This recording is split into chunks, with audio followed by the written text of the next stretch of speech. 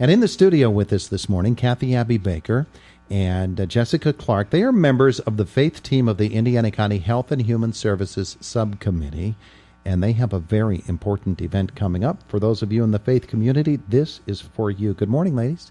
Good morning, Todd. It's good to have you both with us here today. And it's interesting that we know you in different roles. Jessica from the Care Center of Indiana County, Kathy Abbey Baker with the Children's Advisory Commission. Mm-hmm. Both of you deal a lot with kids and younger folks, but this is something that deals with the faith community. And so tell us about this event, Kathy. Well, I know that you have a poll going on right now about how safe people feel in their houses of worship. Mm-hmm. Well, this relates to that. It's a training called Ready or Not, and it's not just looking at safety, but it's looking at disasters that could happen, a flood, a hurricane, a fire, anything like that. And churches really should be thinking about what is their plan in case a disaster, whether it's natural or whether it would be an active shooter incident. Mm-hmm. What are their plans for that?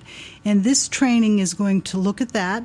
There'll be an overview of hazard mitigation, and then our State Trooper Clifford Greenfield will be doing a presentation on what church plans should have in them. And then Kathy Nice, who is a reverend at the Shalocta Community Presbyterian Church, has a finished plan, and she'll be talking about the way that they came around to developing their plan. Mm-hmm. And what's in that one. And then the last part of it is a breakout section, so everybody from the different churches can, depending on the level of their plan development, they can break out and have facilitators talk about how they can make their plan better.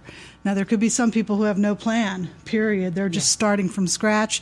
There could be some of the churches that already have a plan that they've had it in place for a while, but, things change. You might need it tweaked, and so you have the opportunity to look at that and see if it can be improved. Yeah. One of the things about a plan such as that, Jessica, you know this, is that certainly when you have a plan in place, it doesn't stay the same. There are always needs for refinement, and, people move on from a church, people pass away, new people come in, new ideas, and there are new challenges too, aren't there? Absolutely. I mean, and one thing that I want to stress is that this is for churches in all phases. If your church hasn't even thought about a plan yet, we welcome you to come. If your church has a plan in place, we welcome you to come. And we want to make this accessible training for everybody, because at the end of the day, we want congregations to feel safe in their house of worship. Mm-hmm. And I think this is going to be really practical advice for the layman. You don't have to be an expert to attend. Anybody can attend, and you can start the discussion in your church about, what if something were to happen? What if we were to be a target? I don't think people realize that, in this day and age, we are all targets when you're dealing with something like this. Yeah. Now, folks might think, well, I'm not a member of the leadership of my church. I'm just someone who is there as a church member, so this isn't for me. That's not the case. Everyone's invited. Yeah. We are taking the names of, there is a registration process, and I can talk about that. Mm-hmm. There's two ways I guess maybe we should say when it is. It's on May 23rd. It's at Hilltop Baptist Church from 6 to 8 p.m. in the evening. There's two ways to register. You can call 724-463-8200, extension 8. That's my number. And you can register. Just give me your information and I will get you registered. You can also register online at the Indiana County HHSS website, which is indianacountyhhss32.org, all spelled out Indiana County HHSS, then the number 32. And really, I think that right now we have about 76 people registered, and they come from various churches. There are some people who have registered that they're like the church pianist or somebody from the bell choir.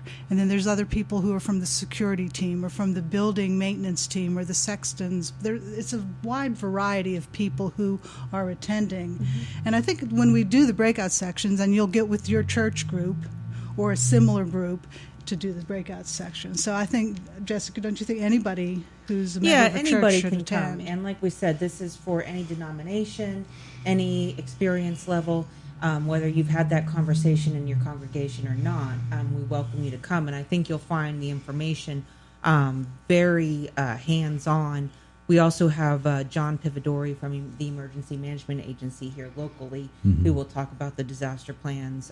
Like Kathy said, Trooper Cliff Greenfield, who gives an excellent presentation on preparedness and all of the things that churches can do. And I think some of the easy things that churches can do is, just assessing their buildings and grounds for their vulnerable areas, understanding suspicious behavior and how to report it. Using the See Something, Send Something smart app on phones that is not intended to replace 911, but there's an app that can help you spot things and report things.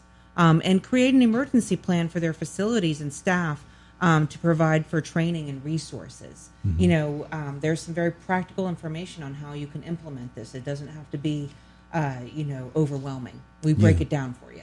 Yeah, and I think what's interesting, the breakout sessions themselves, since you have such a wide and diverse group of people that are going to be there, when you break into smaller groups, you're going to have people who have experience and have developed a plan. You're going to have people that are in the process, and some of those beginners that we were talking about that really haven't started their process. And you can all draw on each other's experiences and issues and see what comes up. And that's where some real valuable information can be gained, and people who don't have plans can start to develop them, and others can say, wow, this church over here is doing this. We could do something like that too. They can identify needs just by breaking out like that. Exactly. And I think this is a good chance for people to come together and share those resources and share what they've learned. And just taking a different look at their facility and where are our vulnerable spots? What can we do to address this? And having that conversation, just bringing the awareness in is a key factor. Yeah. So, Indiana County has such a very, very widely dispersed group of churches.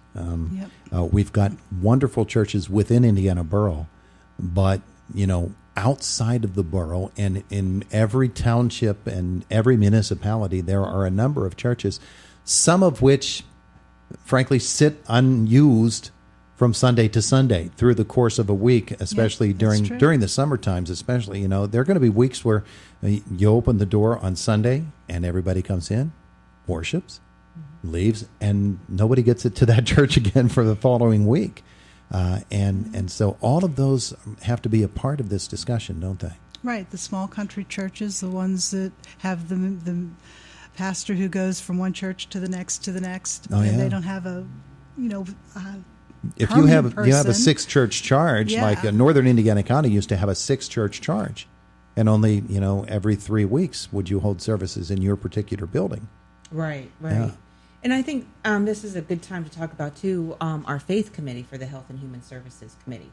We have a special faith committee that's chaired by Dr. Bonnie Dunlap and Reverend Tim Monroe of the United Presbyterian Church in Blairsville, where we gather some of the ministers from around the county to come together in quarterly meetings and address some of the issues for preparedness for churches. We're always looking for new ministers to join. Yeah. So definitely you can reach out to Kathy at that contact information if you're interested in getting your minister involved, and we're happy to welcome them. We do a training once or twice a year. We meet quarterly, and it's a great way to get your pastor involved with some of the preparedness activities around the county. That's good leadership too, Tim Monroe. I'm telling you what. Yeah. If you are not comfortable talking with somebody, you're going to be comfortable talking with Tim Monroe, because he is the best. He is the absolute best. He is. He's wonderful. He's fantastic. Yes. All right, so this is going to be happening on May the 23rd from 6 to 8 p.m. The Hilltop Baptist Church. They're out on West Pike. 280. The actual physical address is 4859 Route 286 West, Indiana. No cost to attend, but they do want you to pre-register. And as Kathy said, 463-8200 extension 8. That's her number at the Department of Human Services. Online, Indiana County, hhss32.org. HHS32.org. Click on upcoming training. There's a deadline to register, May 14th. We'd like to get your names and get everybody May 14th, registered by then. By the end of the day, we registration is required. That we have in the past done just walk-ins, but that kind of is one of those things security-wise that you don't want to do. You want to know That's who's interesting. coming. You want to know who they are Yeah. and who they're representing. So that is why we are requiring pre-registration for this training. One of those sad but true things, huh? Yes. Yeah, unfortunately, it has to be that way. And so there you go, boys and girls. Let's make this happen. 463-8200, extension 8, Indiana County, HHSS32.org. Ladies, thank you so much. Thank you. We appreciate very much that you've come in to tell us all about this. It is the voice of Indiana County, WCCS AM 1160, 101.1 FM.